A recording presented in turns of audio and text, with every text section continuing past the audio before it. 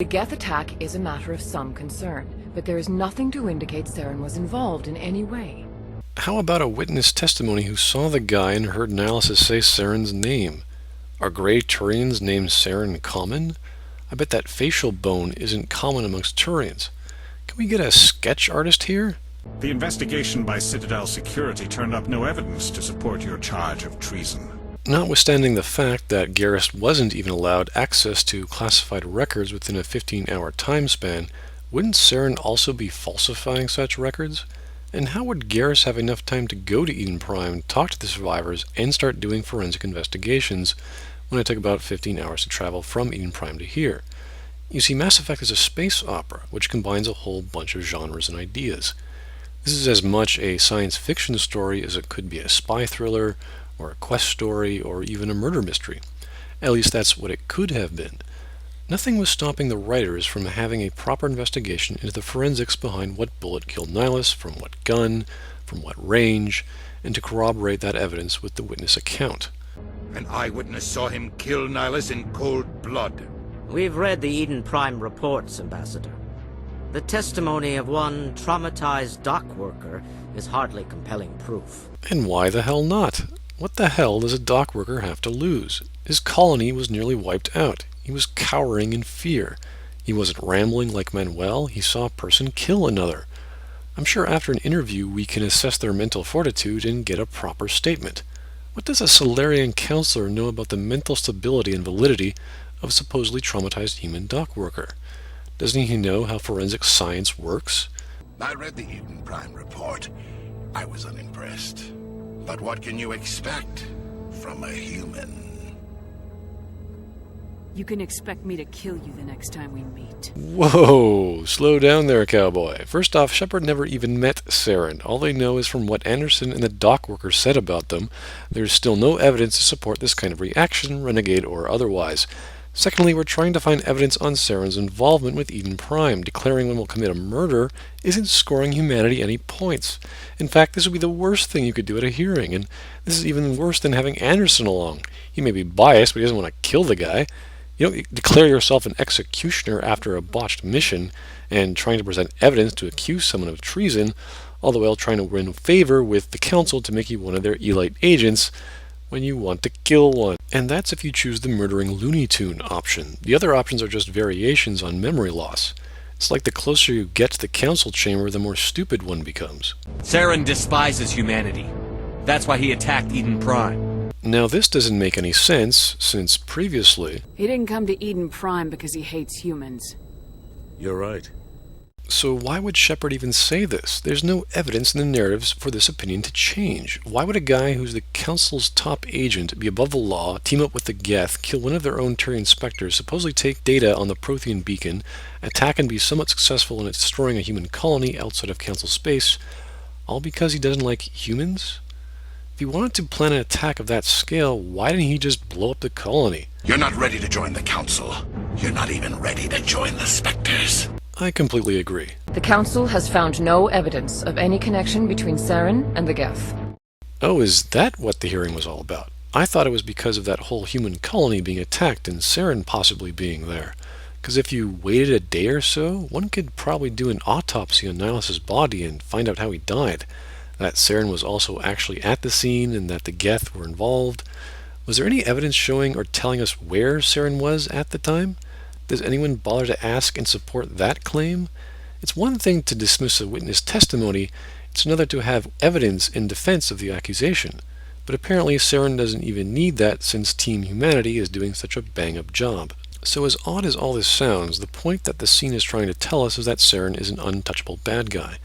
Even though we ourselves have no evidence to support this, Anderson still believes that... I know Saren. He's working with the Geth for one reason. To exterminate the entire human race. Every colony we have is at risk. Every world we control is in danger. Even Earth isn't safe.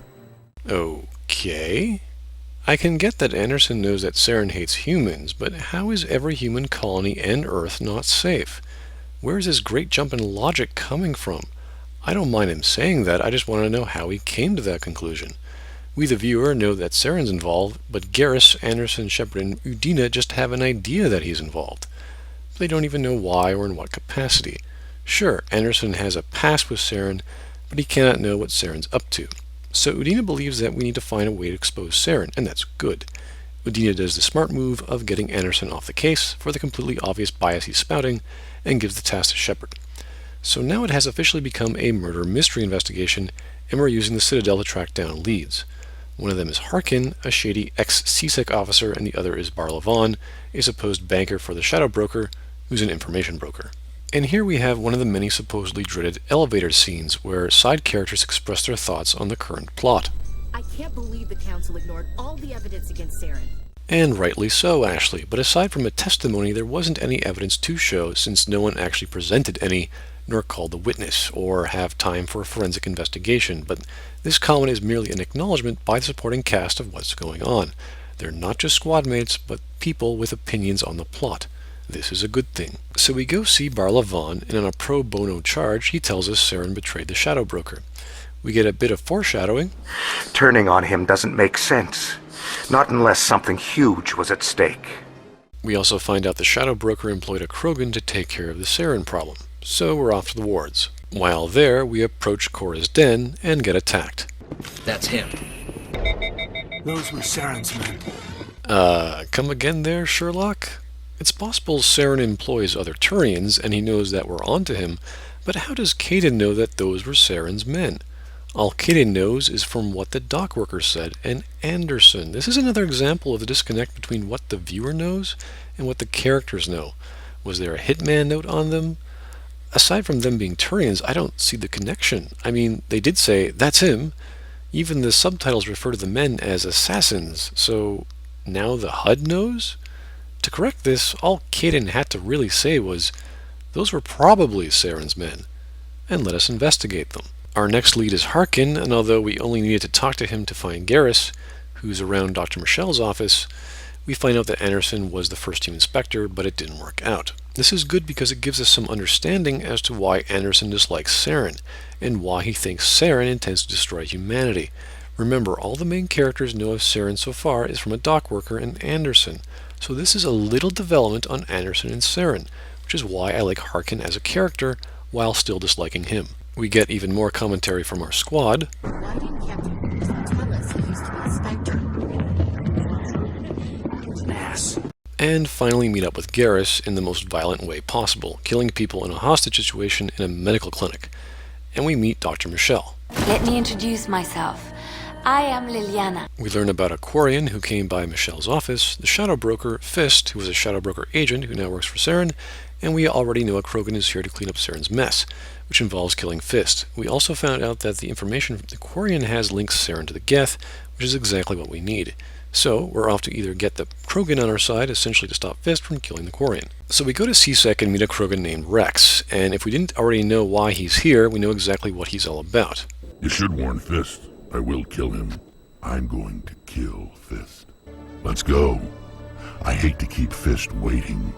So we team up with Rex to go get some blueberry pie. Gee, I wonder why Rex is so popular. Aside from being Krogan, maybe it's because he's got the simplest lines, whose motives are clear. So we go back to Cora's den, and it looks like Fist is waiting for us. A fight breaks out, and we eventually encounter Fist.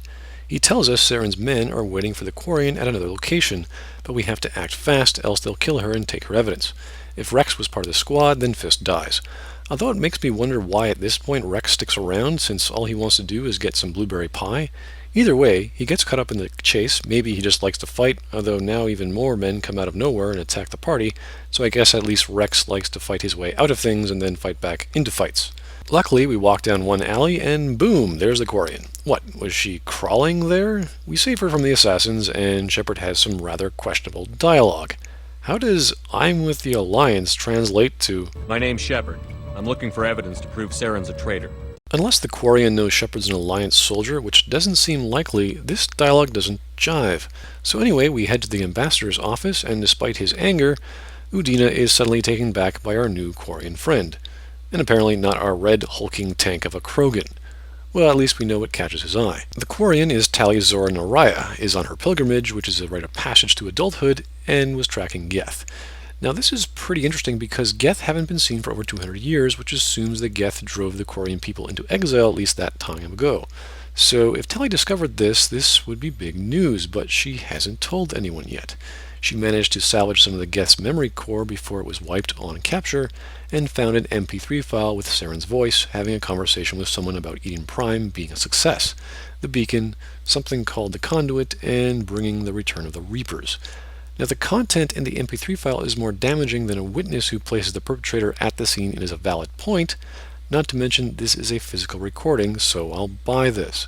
The problem with this evidence is when this recording took place, and if that's not answered, then there's no connection. If this recording wasn't found on a Geth, there'd be no connection between Saren and the Geth, and Saren and some other person would just be talking about Eden Prime, its beacon, and something called a conduit. Anyway, the main issue is when.